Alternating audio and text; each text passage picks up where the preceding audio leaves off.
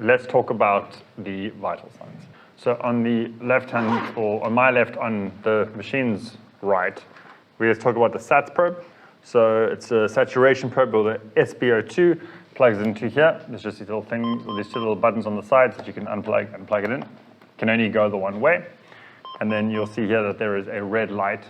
That red light indicates that it is on. I'm going to put it on my own finger. And as you can see, it has brought up a heart rate in the top left corner of the screen, and it has given me my saturation reading, which is 97%. A couple of things that are quite useful and good to know is that if you select the saturation, you have more options. So it says SpO2 volume, sensitivity, and average timing. So if you want SpO2 volume, you now have a beep for every pulse that it's picking up on the SpO2, which is really useful because if I take it off my finger, it stops beeping. And I appreciate that as another method of monitoring patients because we get a lot of information. The other option that's important is that you can select to see a waveform. So I personally enjoy seeing a waveform. It allows me to see the pleth. We can actually read this and it can tell us more about the patient and what is wrong. Another aspect, which we didn't cover through, so we can take over the volume, is that there's sensitivity and average timing. So sensitivity is exactly what that is. It's how sensitive do you want the probe to be. So if someone is in a shocked state, so if they're hypotensive or they've had blood loss and for whatever reason they're in shock and the probe's having a hard time picking up the heart rhythm, all you do is you can select high, and that just makes the probe more sensitive. The issue with that is that then any movement, you see if I just kind of shake my finger just like a little bit, it suddenly picks up all this artifacts. So if you are in a moving vehicle or in some sort of a patient who's moving a lot, this is not going to really help you. It's about being more sensitive to movements, sensitive to that pulse. So a way to come around that is then the other option is average timing. So what is average timing? What this is it takes the average saturation over a certain length of time. So if you want a really accurate SATS reading, the longer it takes the time to read, you'll have a more accurate reading, but it means that it will read slower. So you'll have a slower change, but it will be a more accurate change. Or if you want a fast change, but less accurate, you have these options. So that's kind of your saturation. We're not going to go into too much detail on how exactly this works, more just what it does. We want the saturation to be above 94%. As you saw on me, it was 97. Then we have our blood pressure cuff. You can get big ones, you can get small ones. This is an average one. I'm going to put it on my arm. So the way that this works is that there's a button here for NIBP. If we just hit NIBP, it's going to start to take a blood pressure. It can be quite slow, it takes us time. If there's lots of movement, it can be quite inaccurate. Something that's important to realize is that the lower the blood pressure, the less accurate the reading is, and the same applies to your saturation. The lower your saturation, the less accurate the reading is. So when it bleeps at you and says someone's saturation is 65%, it actually could very well be 40%. It's not very accurate when it's very low. So as you can see, it's busy taking its time to do a blood pressure, which is great. And so we can select the NIBP area, and we have options. So you can hit start, you can set intervals, and you can set an initial pressure. So my recommendation is to set intervals and set them to, if you have a patient who's green and there's nothing really wrong with them, you can set it to 10 minutes, and it just means every 10 minutes, the machine's gonna take a blood pressure. And then later on, when you print a trends of what we've seen and what we've done, we will then be able to see a trend in blood pressures rather than just taking a blood pressure whenever we think about it. The issue with taking a blood pressure whenever we think about it is that then each time we need it, we have to go and hit the button. If you have a really sick patient, setting it to 5 or 3 minutes just means that every time you look at the blood pressure, it's probably a new blood pressure, which then gives us immediate information or gives us information much quicker. Another point to discuss that I did not cover with the SATS probe. So if I put the SATS probe on my finger, so I have the SATS probe on my right hand and I have the blood pressure cuff on my right hand. If you see now on the lower left of the screen, we now have a blood pressure. It says 118/78. So that's my blood pressure. And then in the very small corner in the far left, bottom left corner, it actually has my map, which is my mean arterial pressure, and that is 88. So that should be above 65. So my blood pressure is fine, see my saturation is fine. If I hit the NIBP button and my SATS probe is on the same hand as the BP cuff, what happens is that the blood gets cut off from my hand because the BP cuff has been inflated, and therefore we lose the saturation reading, which isn't really helpful because it means that every time we take our blood pressure, we lose another vital sign. So we're kind of not really getting all that we could. If we just swap over to your other hand, we can have SATS probes on the one hand and a BP cuff on the other, which is much better. And there we go. So SATS probe on the one hand, BP cuff on the other.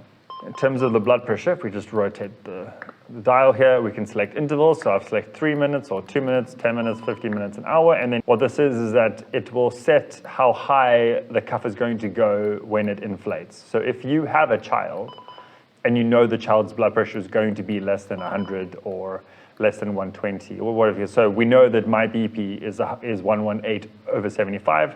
That means that we can set the initial pressure to 120. And if we hit NRBP, it means I'm going to get a quicker blood pressure because it's not going to inflate more than 120, which means we're saving time. It doesn't actually need to go that high. And there we see. So it quite quickly went to 120. It found where my systolic was, and then I was dropping down to try to find my diastolic. And there we go. It's found it, and I can feel it's going to deflate in a moment. And there we go. See, the reading is pretty much exactly what it was. And you see how much faster that happened. So if you know what the blood pressure is, I would do a blood pressure, find out what the blood pressure is. Because if someone is hypotensive, there's no need to pump to 160. You can just pump to 100. And then you know that it's going to be doing much, much quicker reading. So that is the blood pressure and saturation. An important aspect of blood pressure is that the BP cuff should be in line with the heart. So as you can see here, it's on my arm and it's in line with my heart.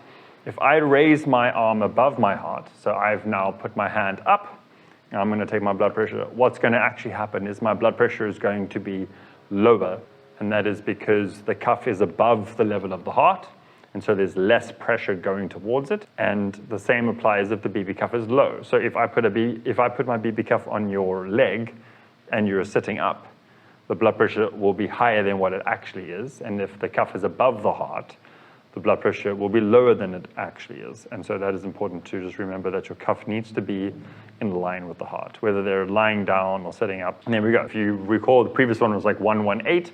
That's saying 91 systolic. So that would be quite a low blood pressure. As I'm trying to say, the cuff needs to be in line with the heart. The next thing is your ECG. So you have your ECG leads. I'm not going to play these right now, but they are pretty standard. Each machine has slightly different colors and slightly different orders. The Lifepak specifically, I've worked with it for a while. I know some little tips and tricks. If you hold them out like this and you straighten them like that, you'll see that there's 2 long and 2 short. So these are the 2 short cables and these are the 2 long cables. The long cables are for the legs and the short cables are for the arms. So if you're ever in a rush and you need to get an ECG on quickly, if you take it like this and you run it across your hand, the first one to hit your hand is the one for the arms. If you then hand this to your partner or you hand the ones to the legs to your partner, you do the arms, your partner does the legs. And it just is a quick separation of which one does which, rather than trying to go, which one is which, where does which one go? So it's just a quick little trick I've learned. So how do you know which one goes where? R is for right, or for your right arm, L is for left arm. Then there's one, the way I remember the black and green, because some of them have, like, maybe they're black and white and different colors. The Lifepak has black and green. Green is for spleen, so that's bottom left, or left leg, and then black is right leg. They can go on your legs, they can go on your torso, as long as they are in the correct position on the heart. They can be anywhere on the body. So if I select leads, like I was saying, we can have different leads if I were to attach these to me. But if we just select paddles, it's just going to show us what's coming through the paddle. So the pads or paddles, same thing in this circumstance. And on there we can see a VF. What's important here is that we can select size. So we can change the size of that. So if we want to make it really small because it's just too big, because the amplitude is too big, we can make it smaller. Or if we actually want to make it really big because we're not sure if maybe it's really fine VF, we can actually then change it to being really big so we can see really what it's doing. So we've discussed leads, so you can select all the different leads, lead 1, 2, 3, AVR, AVF, and AVL. That's all the different leads that we can select with the 4 leads. Then if you do select, or if you do choose to do a 12 lead, you would have to attach all those cables. Then you're going to come onto the left here and it says 12 lead. You hit 12 lead. It's going to ask you for the patient's age, whatever the patient's age is, and then it asks you for gender, male or female. That's because it actually analyzes and gives you a reading and it kind of tells you what they think that the ECG is saying. However, it is really sensitive and can sometimes overdiagnose things.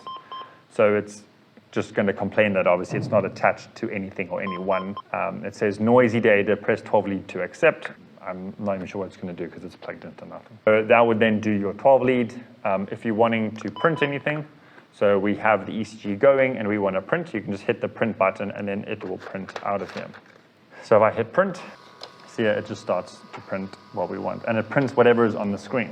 If I have the SATS probe on, it will then print the SATS reading and then we have our ECGs. This is where this is plugged into for the pads or paddles.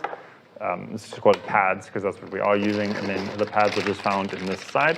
These pads for the Lifepak just come with this, and then this is just plugged into the rhythm generator, and then that just plugs into there, and then with that you are then able to then put this onto a patient, and then you can analyze charge and shock. So that is how that works. So over here we have the 12 leads, so the 6 extra chest leads. So you see on here, there is a little connector. So there's a whole bunch of cables. That connector gets plugged in here, and then you have that there. And now we have the 4 chest leads and the 6, and there we go. So the 6 leads plus the floor, and then 4, and then someone will say, well, that's only 10 leads. How do we get the 12 lead? As you remember that these 4 actually have 6 views. And here are another 6 views, so you have a total of 12 views of the heart. Right, so now we've done the vital signs. The only vital sign we haven't done is capnography. For the Lifepak, you get 2 different kinds of attachments for capnography. You get the one that goes onto a BVM or onto a ventilator, so this can be used with a mask or an eye gel or any sort of laryngeal mask airway, as well as an ET tube or whatever kind of patient who's got an advanced airway in. That gets attached, that gets attached to the patient and then to your machine. And then we also have a nasal capnography. So this is a nasal capnography that gets plugged onto the patient like any sort of nasal cannula that can provide oxygen, and then this can then assess capnography and administer oxygen. On the end of both of these devices, there is just the plug-in for the capnography. So this is the capnography end that just gets put into here. So you push it in and just rotate. Don't do it forcefully, you can just do finger tight. I'm going to attach the nasal capnography to myself so we can get a reading and talk about it. There we go. So as you can see that at the end of the nasal capnography, we can actually administer oxygen. And as you can see, there is a little device here that can actually be plugged into oxygen, and that gives us a reading. So now, I mean, my voice might sound a bit strange because obviously I've got something over my nose, but this now allows us to monitor someone's capnography. So normal capnography is between 4 and 5.6 kPa, or if you are working in millimeters of mercury, it is 35 to 45. And then it tells us our respiration rate. But we can't really see a waveform, and a waveform is so important. So if you go to waveform, so remember if you just rotate the dial, you select that, select waveform, and we want to see ETCO2. And now all of a sudden we have a waveform. Obviously, because I'm talking, it's all a bit sporadic, so I'm going to just sit here for about a couple of seconds just to get a nice waveform.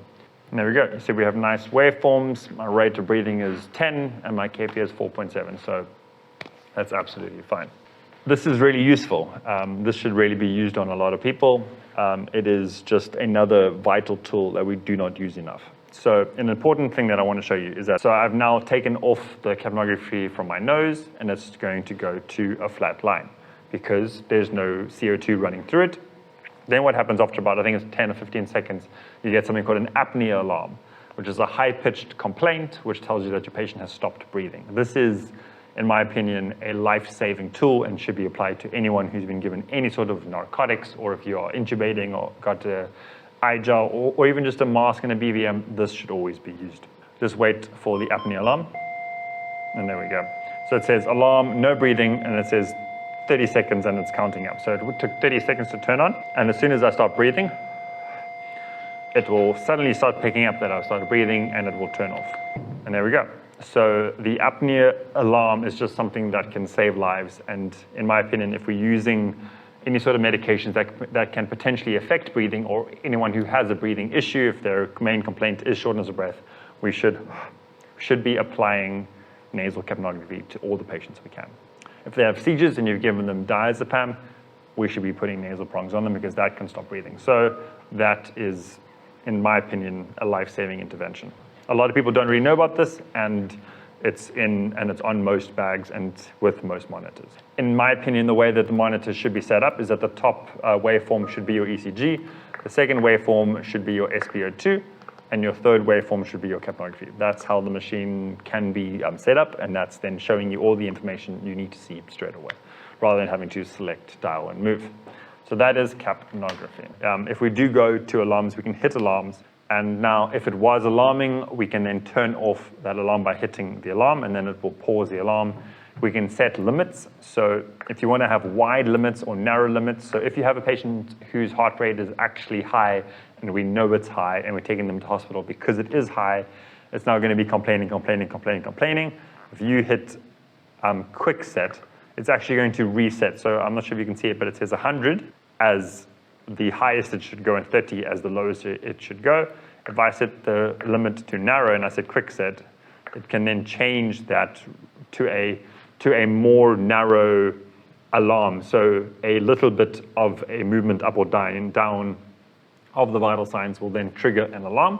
You can also set how long you want it to be silenced, and then at the bottom you have a VF or VT alarm, which on this machine is default to being off.